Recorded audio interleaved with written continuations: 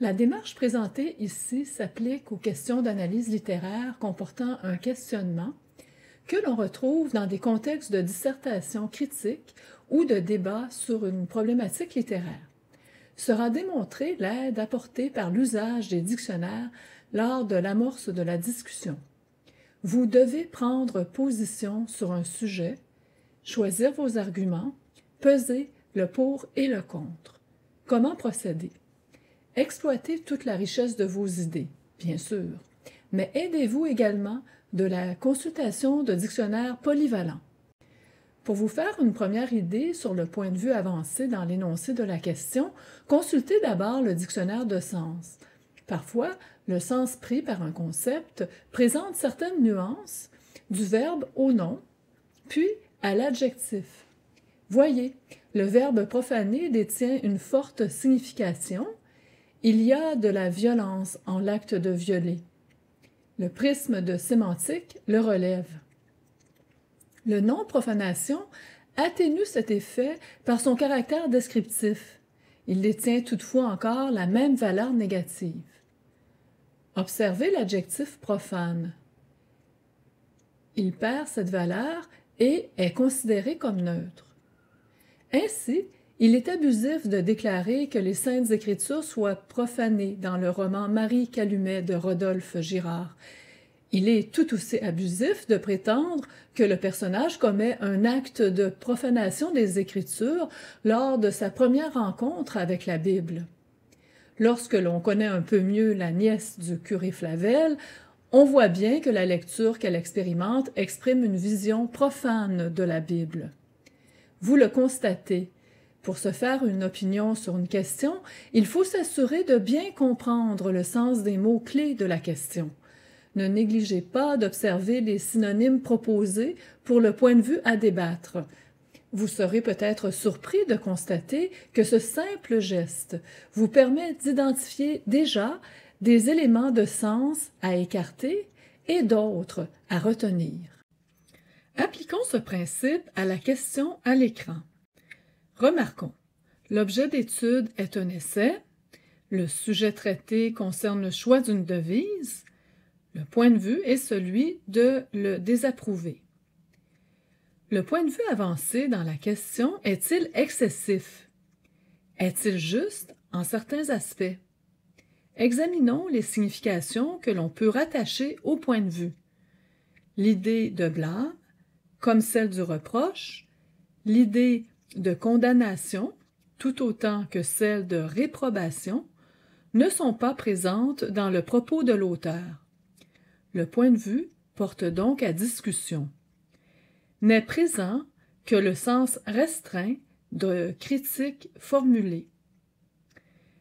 Le point de vue n'est-il juste qu'en certains aspects? Voyez, certains éléments de la devise sont critiqués.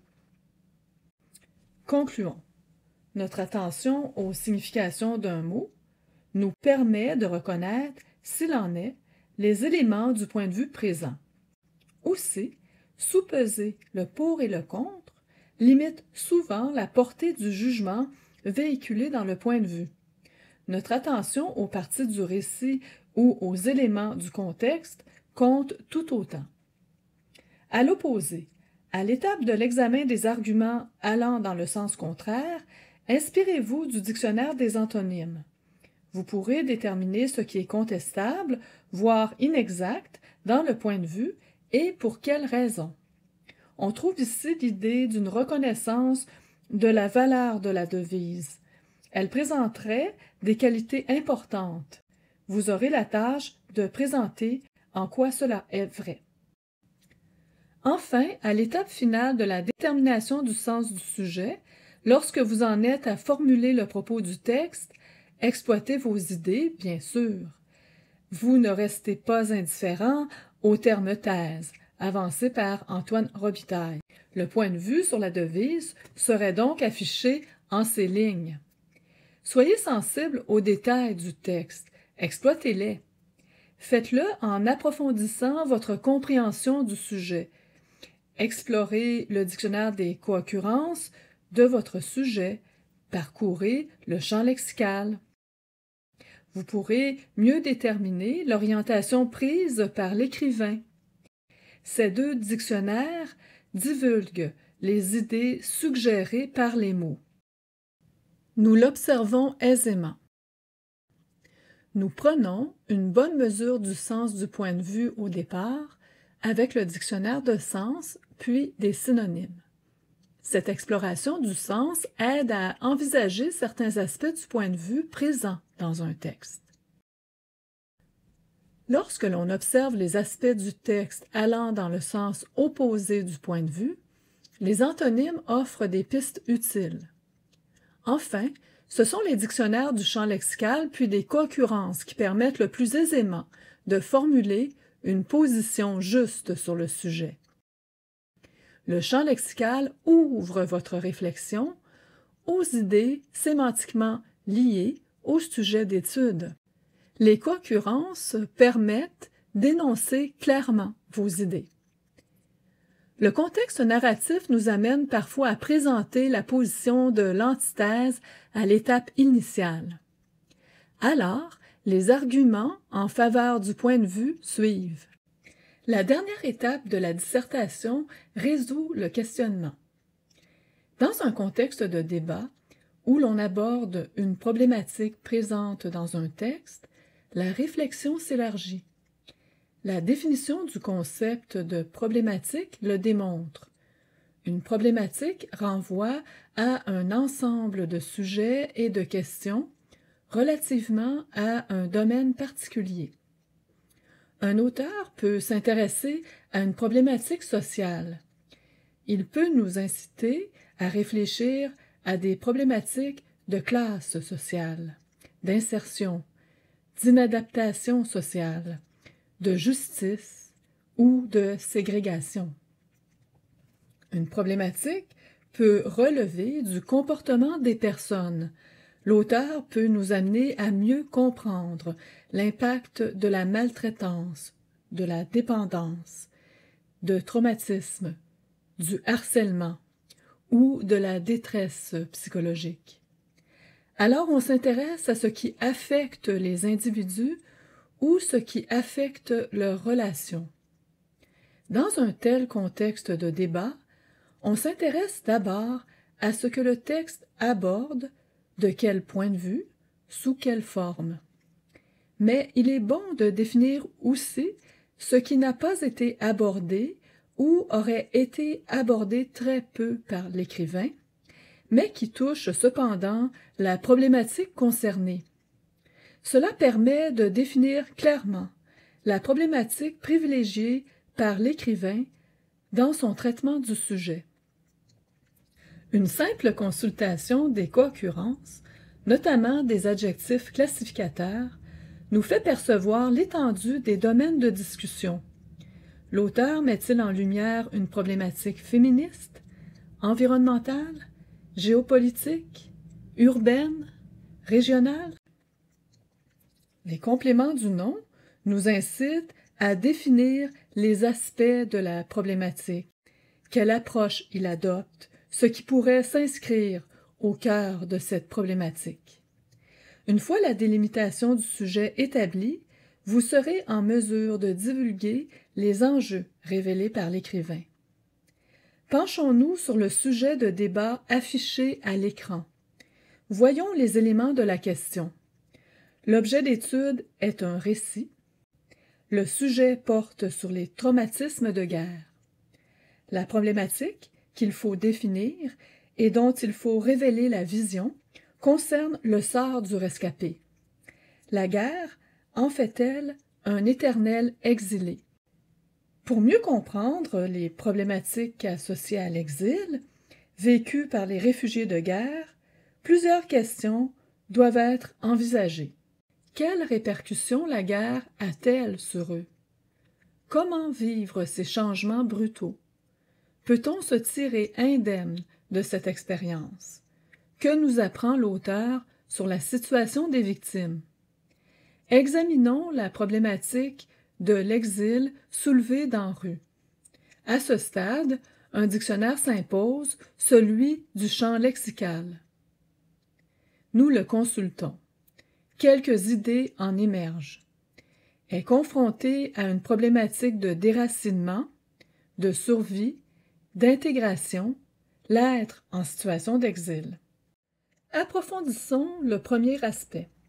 Cherchons les réalités associées aux origines dont est privé l'être que l'on déracine de son pays et expatrie. Voyons les idées suggérées par la réalité des origines. Nous retenons les aspects suivants de la problématique dans notre plan. Rupture avec les ancêtres, la culture, les traditions, la langue. Le premier choc à subir vient des ruptures occasionnées par l'exil. Et le plus important est celui subi, suite au lien rompu avec la mère. Les effets de cette rupture sont décrits dès les premières pages du récit. L'identité de la jeune fille est affectée en ses racines les plus profondes. Ses composantes fixées, tirées du champ lexical, nous sommes en mesure de qualifier l'expérience vécue. Nous y reconnaissons une problématique identitaire. Au cœur de cette problématique identitaire se trouve la question du rapport rompu de la narratrice avec sa mère. De quoi dépend la résolution de cette problématique? Quels sont les enjeux? Voyons d'abord ce qui permet de répondre à cette problématique, d'y faire face, de s'y adapter, de s'y attaquer. Voyons qui est interpellé. Quelles solutions sont proposées? Nous l'observons, c'est par le travail de la mémoire que l'auteur résout cette problématique identitaire. L'auteur nous permet de saisir que les enjeux du conflit sont avant tout mémoriels. Son écriture rétablit une filiation avec la mère, les ancêtres, le milieu d'origine. Le point de vue narratif sur les destins, par fragments, reconstitue peu à peu, en son état primitif, le milieu d'origine. Ainsi, le champ lexical nous permet d'envisager une problématique dans son ensemble. Illustrons une dernière fois comment il permet de renouveler la réflexion. Voyons à quoi est confronté l'être en situation d'exil. Attardons-nous cette fois au terme diaspora. Ce terme rappelle l'éparpillement du peuple vietnamien, sa division entre communistes et nationalistes. Qu'en dit l'auteur? C'est dans une optique de rapprochement que l'auteur présente cette problématique politique, les enjeux idéologiques ayant cédé la place à des enjeux nationaux de réconciliation. Ainsi, le contexte de débat nous amène à discuter du pour et du contre du point de vue en une perspective élargie. Cette approche, nous l'avons appliquée brièvement à la situation de l'exilé de guerre. Nous y avons reconnu les composantes d'une problématique identitaire, d'une problématique de survie, puis d'intégration, et divers enjeux que nous pourrions associer à l'intention de sensibiliser les lecteurs aux propriétés transcendantes de l'imaginaire jouant dans l'expérience de survie. Kim Thuy aborde en effet très peu les enjeux politiques du conflit. Elle montre que la fin de l'exil est associée à des enjeux relationnels qui impliquent la mémoire et la capacité à percevoir le réel par le biais de l'imaginaire, lequel est présenté comme un apport à la réalité.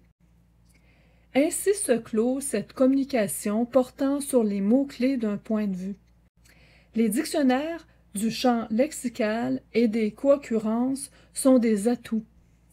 Nous espérons vous avoir convaincu par l'exemple. Merci et bon travail.